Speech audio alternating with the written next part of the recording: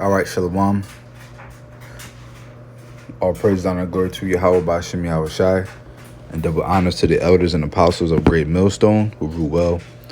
Blessings to the brothers that's doing this work in truth and sincerity. Shalom to the sincere sisters. All right, this is Samak coming to you in the spirit and power of Yahweh Bashem Yahweh Shai.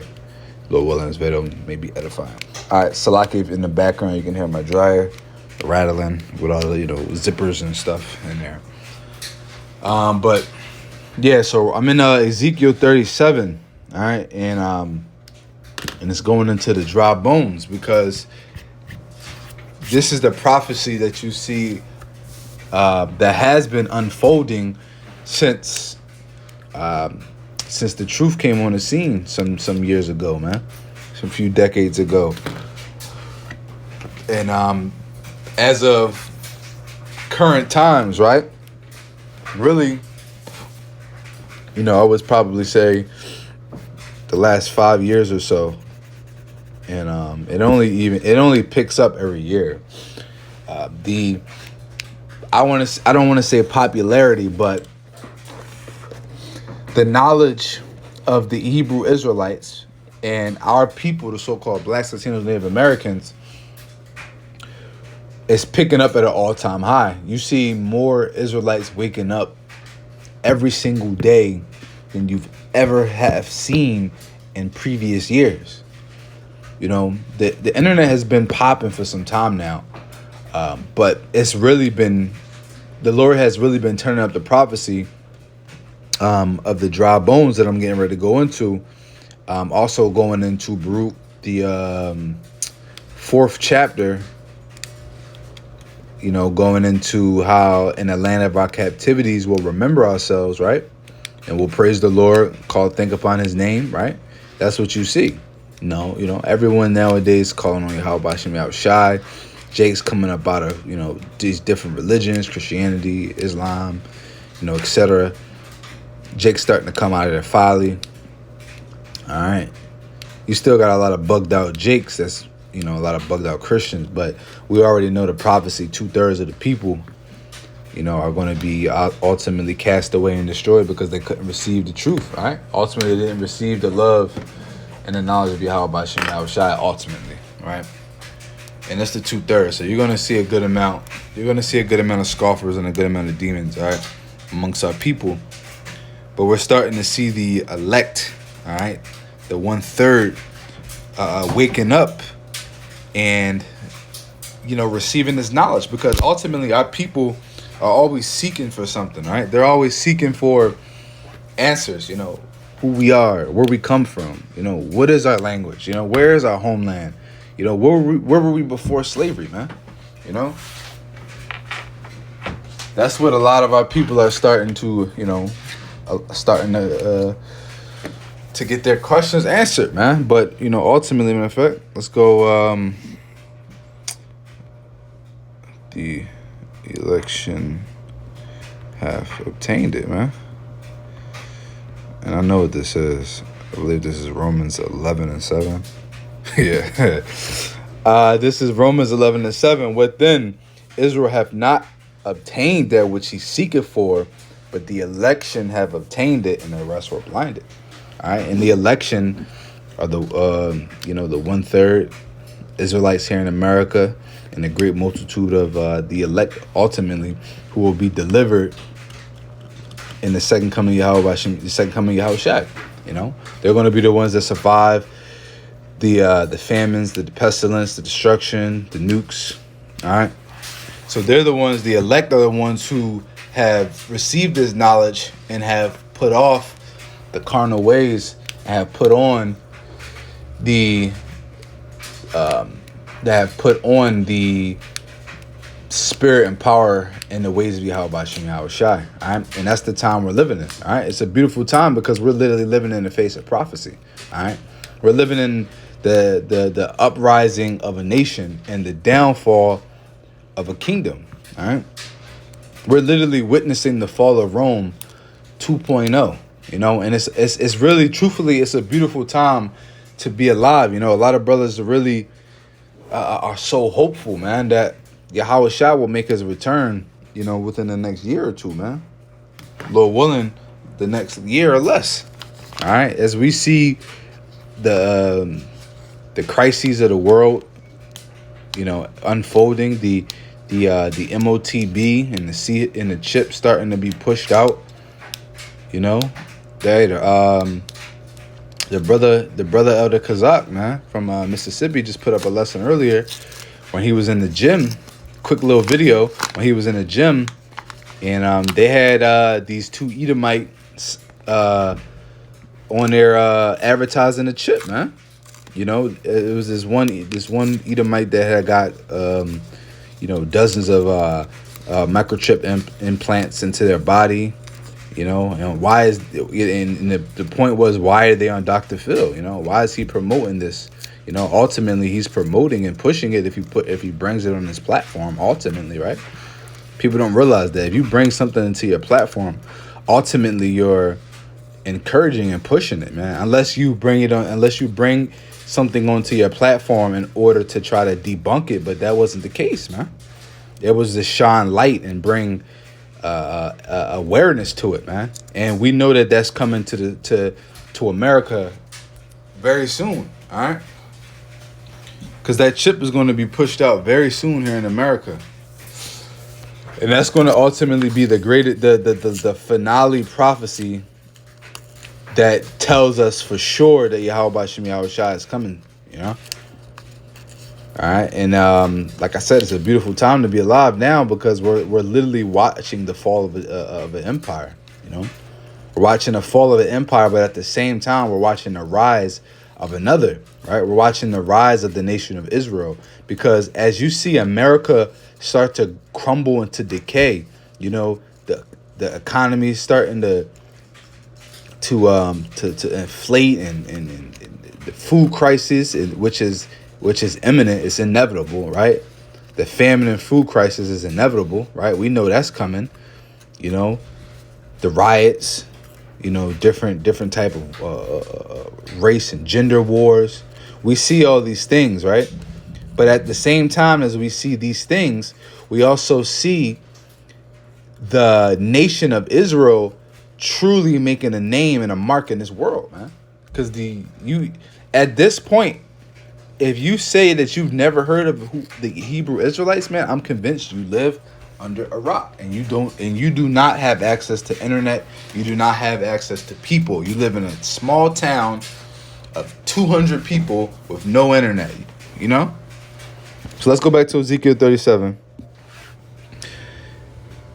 And we'll start at the top. It says, the hand of the Lord was upon me and carried me out in the spirit of the Lord and set me down in the midst of the valley, which are full of bones, right? And what's that valley? That valley, and those bones are ultimately Israel, man.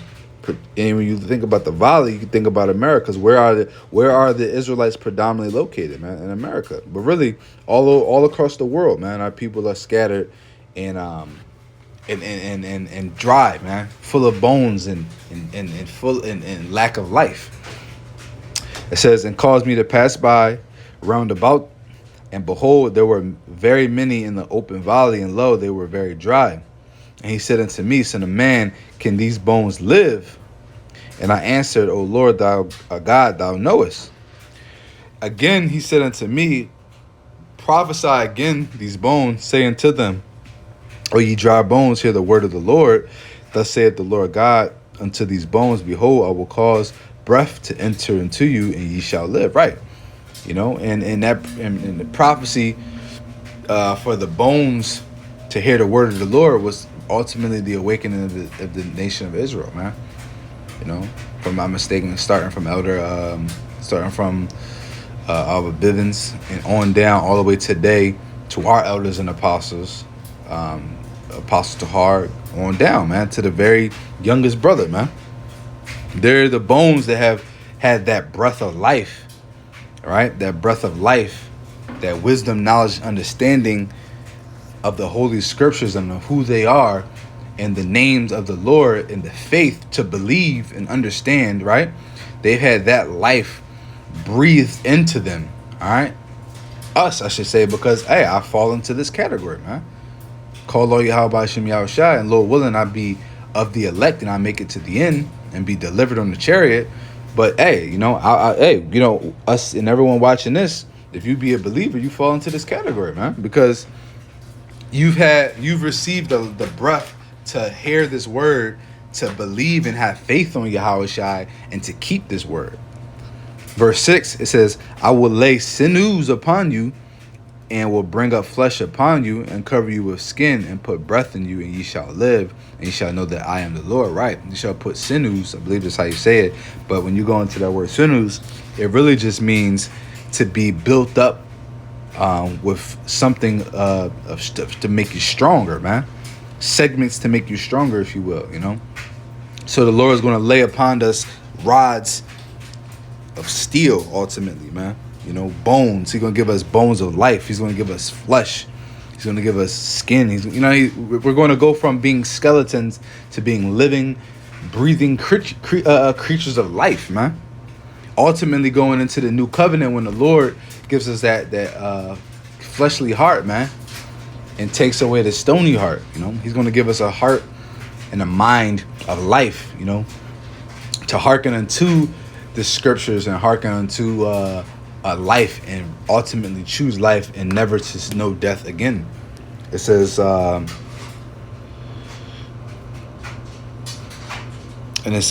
I prophesied as I was commanded, and I prophesied, and there was a noise, and behold, a shaking, and the bones came together, and bone to his bone. And I beheld, lo, the sinews and the flesh came upon them, and the skin covered them, but there was no breath in them. Then said unto me, prophesy unto the wind, prophesy, son of man, say unto the wind, thus saith the Lord, come from the four winds, O breath, and breathe upon these slain, that they may live. So I prophesied, and he commanded me, and the breath came into them, and they lived and stood up upon their feet, an exceeding and great army, man. Really, going into the great multitude, man, of Israel that's going to be delivered in the coming of Yahweh Shai, man, because there's a great number, a great multitude, as is prophesied in Revelation, that there was going to be a number that no man could number, all right? A multitude that no man could number. But we know that it's going to be 1/3 of the Israelites here in America that be delivered, and there's going to still be a good number of Israelites that be delivered across the world, huh? But there's going to be more death. There's going to be more death of Israelites. More than half of the Israelites die, man. Has to be. Because if it's 2/3 here in America, just imagine how many Jakes all across the world be put to death because they hearken not into this word, man. Because they were living in prosperity, or they were living amongst the heathen, living in the riches and the fatness of the heathen. All right. And this is Romans 13 and 11. It says, in that time, and that knowing the time, that now it is high time to awake out of sleep, for now is our salvation nearer than we believe. So that's why it's a beautiful time to be alive, because we're living in the great awakening of that exceeding army, man. The nation of Israel, okay? The elect, those that will be conformed to the image of Yahweh Shai. All right, those that will put off put off the mortal and put on the immortal. All right, those that be beamed into the chariots, put on the new flesh, come back down, become hunters, man. We're living in the time where we're going to see some great works in the world, man. And you don't want to be on the receiving end of that judgment. You want to be on the delivering end, or you want to be on the spectator end of that judgment. All right. So you either want to be given the task to give out the judgment, or you want to be given sanctuary and watch the judgment, man. You don't want to be on the receiving end of that judgment, because the scriptures say that